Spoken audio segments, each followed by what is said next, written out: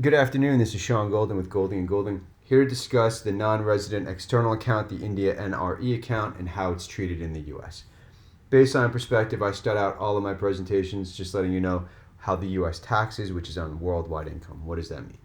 If you're a U.S. citizen, a legal permanent resident, foreign national who meets the substantial presence test, H-1B, L-1, or other visa holder that's in the U.S. a sufficient amount of time to be considered a U.S. person, it's called the substantial presence test, then you're taxed on your worldwide income. Doesn't matter if you're living in the U.S., it doesn't matter if the income's generated in any other country in the world.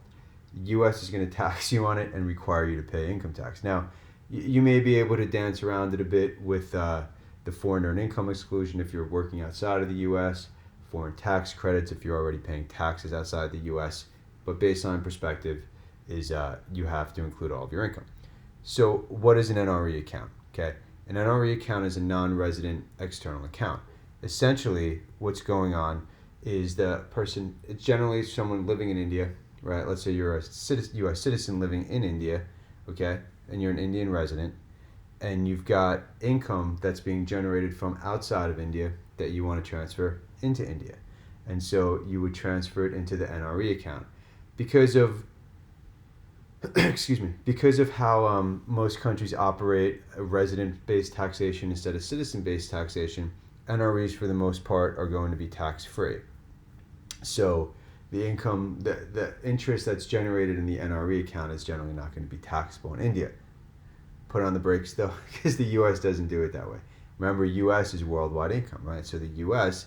is still going to tax you on your worldwide income, including income that's generated from the NRE account. In addition to the income, the NRE accounts are reportable. They're reported on the FBAR, Foreign Bank and Financial Account Reporting, FinCEN Form 114, the FATCA Form 8938, Foreign Account Tax Compliance Act. If you have years where you missed your NRE, or you also have NROs or FDs or other sort of DMATs and PPFs and LICs and things that you haven't reported, you may consider doing offshore disclosure. There's various programs available depending on whether you're willful or non-willful. There is the Voluntary Disclosure Program, VDP, which is if you're willful. There used to be OVDP, but now VDP, which is a traditional Voluntary Disclosure Program, is used for both offshore and domestic.